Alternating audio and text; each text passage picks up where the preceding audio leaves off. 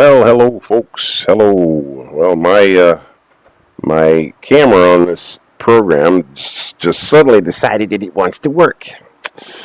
Clearly, there's something going on here, and I don't know what it is, but okay, whatever. Anyways, doesn't matter. All right. Well, hey, happy Friday, folks. It's the 19th of September, and we are still working on our scene here.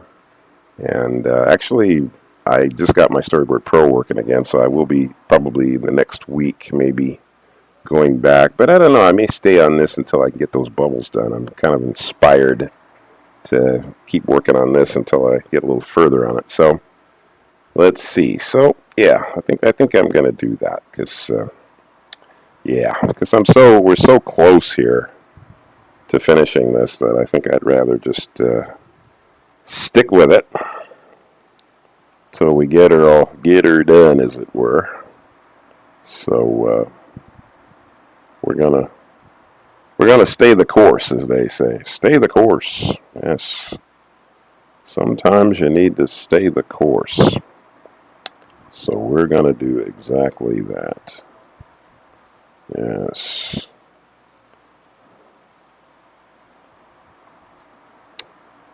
So we are working beneath the line for anybody who wants to know what exactly is happening in this. The paint is being put underneath the line so that it doesn't interfere with the line. So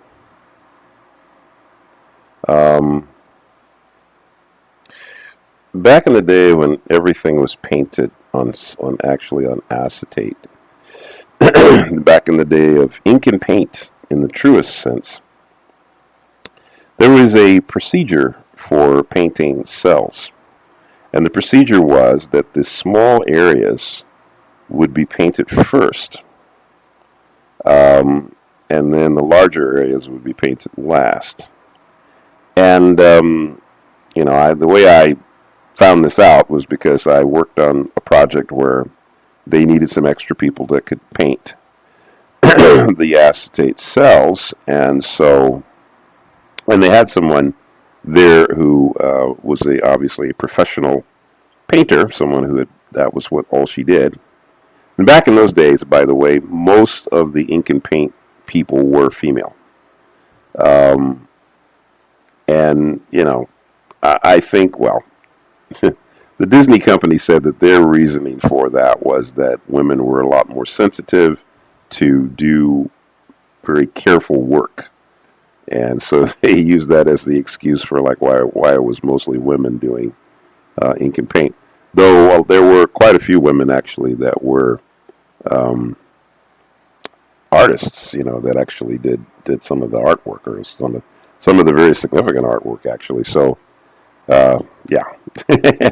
But it seemed that women were more involved in the ink and paint, and en masse in terms of just the sheer numbers of women that worked in animation. A lot of them were ink and paint people, ink and paint ladies, we would say they were. And so I got to know quite a few of them, and so that's how they would tell us to work. Like, you always do the small areas first, and then you go back and you do the larger areas later. And I think it might have had something to do with that. If you did the small areas first, if I'm remembering this correctly, then those areas, because a lot of times you would have to, you'd paint, you could only paint one color at a time, and sometimes you'd have to wait until that color would dry enough before you could do another area. Just so that because you had to wait for it to dry. So a lot of times it was just it would take a while. This is why it would take so long to paint cells back in the day, because you did have to wait for the cells to dry. And so you could see right away how much time that could be.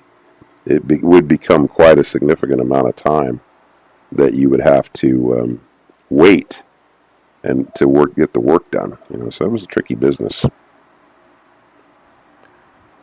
I'm sure if we had ink and paint.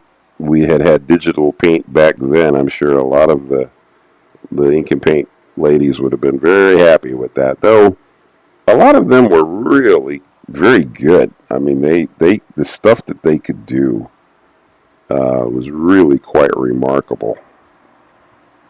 Some of the beauty of a lot of old Disney animation was really in the hands of these wonderful, talented ladies because, you know, you'd look at the drawings, and the drawings would be awesome. You know, really beautiful artwork created by the animators, but you know, you had to really appreciate the fact that you never really saw the animators' drawings. You really only saw you saw more of what the cleanup artists would do by going over and cleaning up the animator's drawing. And you also really only, in terms of art, you really only actually saw the inker, the painter's work, because they were the last line of defense. You know, everything had to be inked and painted. So you never really saw the drawings, not in the truest sense. But it also was kind of cool because you could see like all of the people involved in making an animated film. You could kind of see it just in the sheer work, on the craftsmanship that you'd see on the screen. Yeah, I think it made, well, it certainly made me have a great appreciation for what we do as animation artists. I think it's a tremendously wonderful industry to be in, and yeah, so it's fun. It's a fun gig. It's a fun gig to have. So let's see. Well, we only got a couple more drawings to color here, and then I think we can start. Let's see, hold up there. Oh, it's got a little space there. Don't leave that space.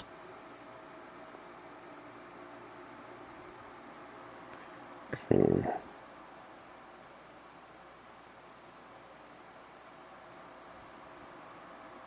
There we go.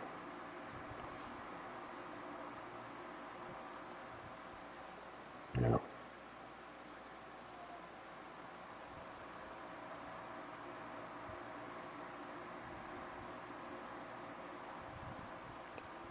Yeah. Careful. There we go. Right out to the edges there. Yeah.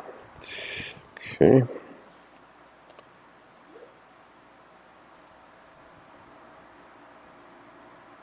Yeah.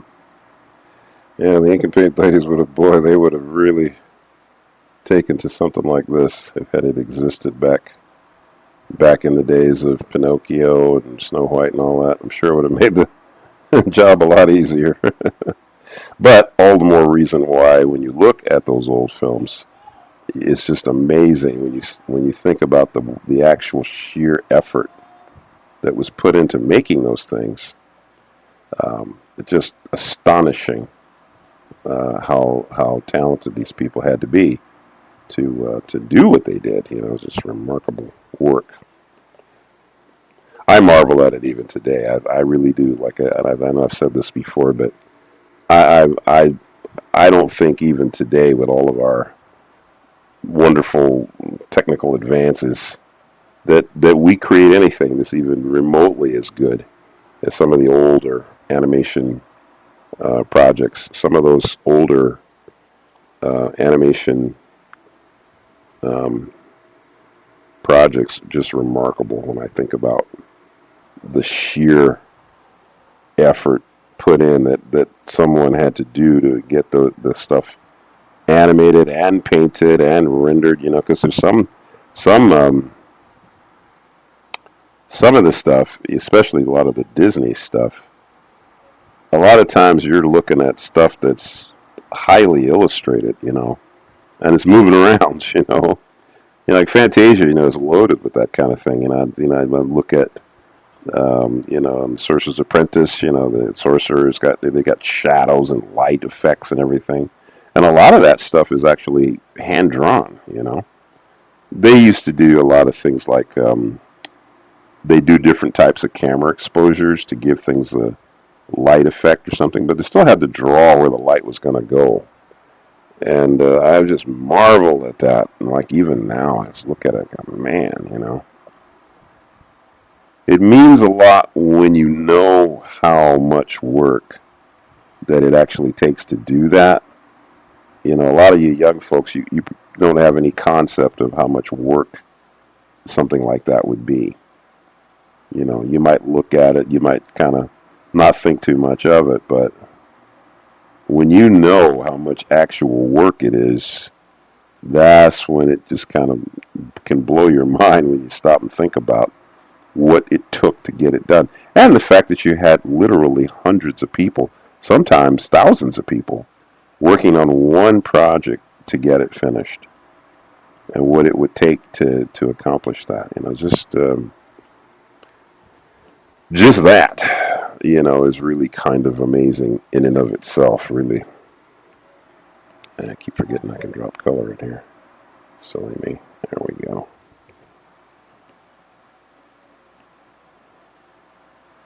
Alright.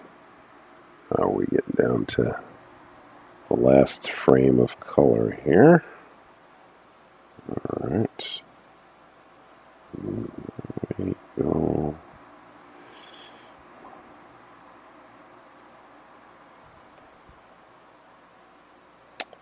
Okay. Okay. Paint bucket. Alright. This is once again where you can get that big swath in there and just because you're painting behind and it just automatically fills in those little gaps. And here we go, our last one. So let's get in here and get the last one.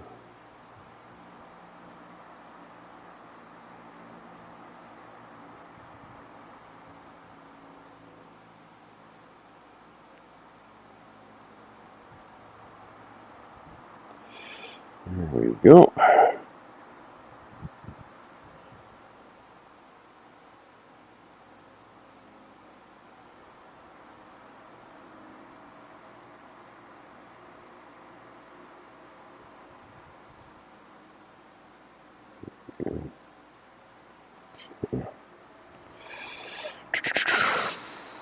Get the hair.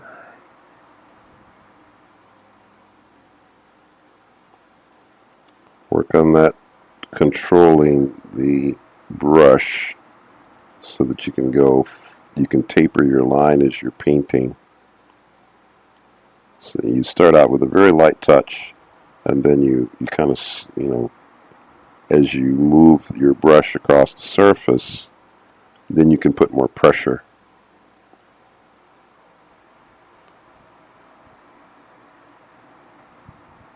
You know, like this strand of hair here, I very lightly touch it, but then as I move my brush, I'm pushing down more on the brush to get the color where I want it to go.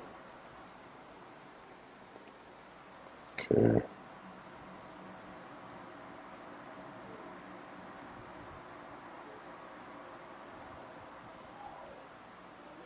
Okay.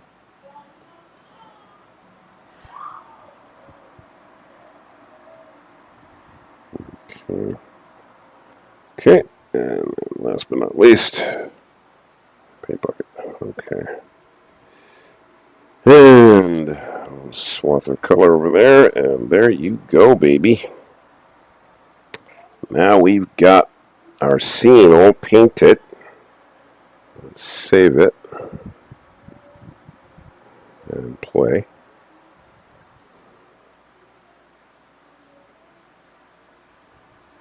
Boom. All right. Let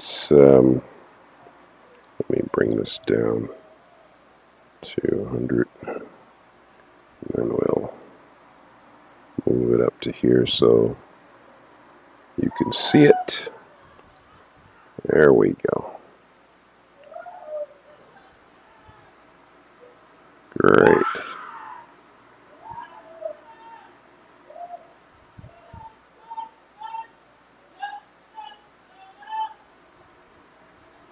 Yeah.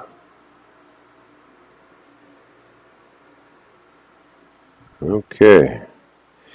All right. So I think maybe the first thing that I'm going to do here is, well, I'll go back to the full size here to fit the window.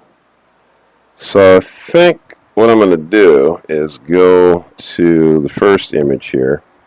So now I'm kind of thinking like, okay, what do I want to do here? How do I want to handle this?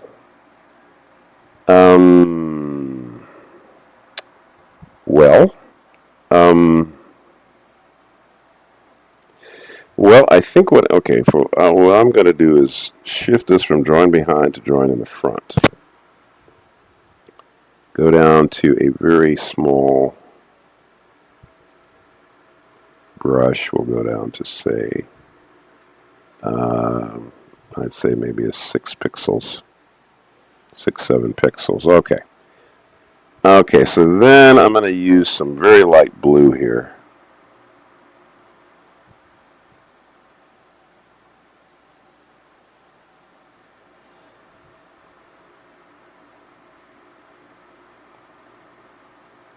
And I'm just going to draw some bubbles. I'm also going to draw an area here. I think I'll use the airbrush to, let's see, maybe make this a little bigger. But what I want to do here is create a kind of effect like, like the water that, when she broke through the surface of the water, she left. There's just like a ripple effect here. Now, the thing about this, though, is that I'm going to have to animate this straight ahead. So it means I'm literally going to have to just add a drawing each time and just hope that I'm getting everything in the right place. So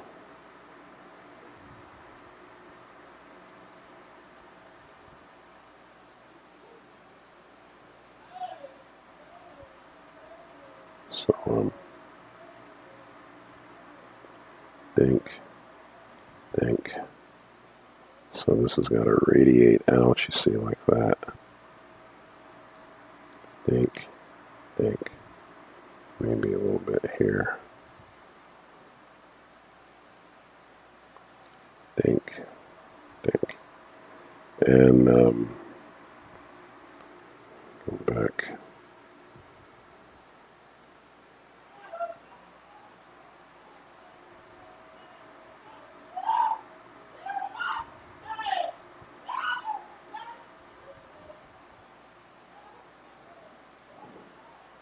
So think. Okay. Now as she is moving away, these ripples are going to dissipate a little bit. So I have to kind of anticipate that I'm going to be losing definition on the ripple. Think.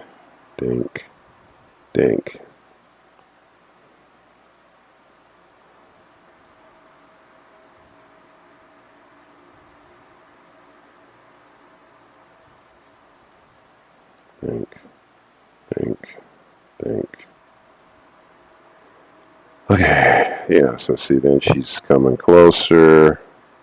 Let's see. We're just guessing here. We're making an educated guess as to, are we in the right place? We don't know.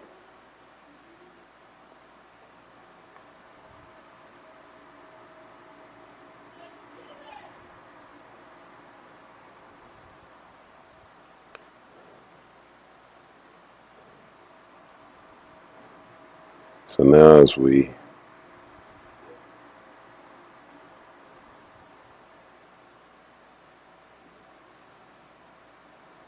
let's see.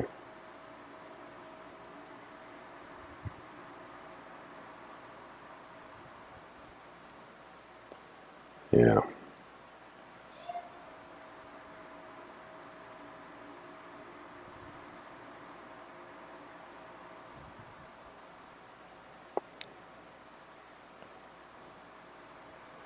It's just a lot of guesswork here. I'm not really, I'm really just guessing here. So she gets closer, some more bubbles. I'm just really not going to be 100% perfect on this. And there's maybe new bubbles coming out, right?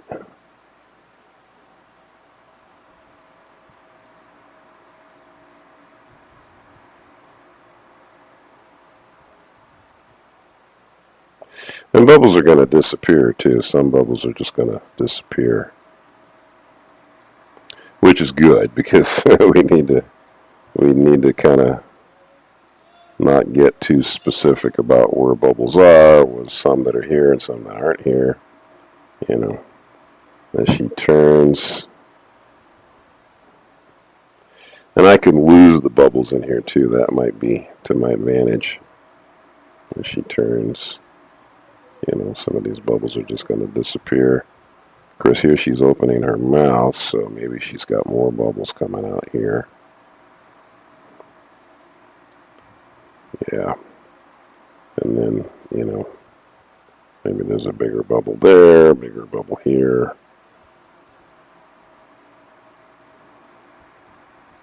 Maybe there's a stream of them here. Boom.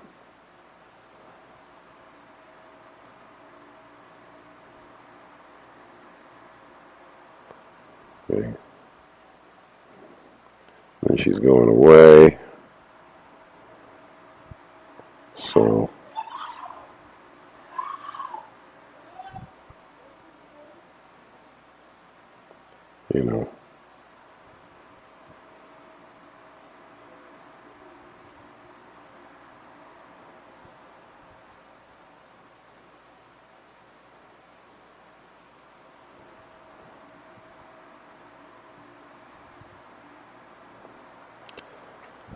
So, let's see here.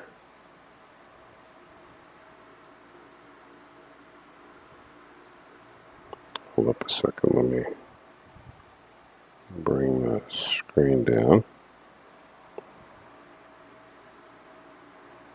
Okay. Right. Okay, there we go.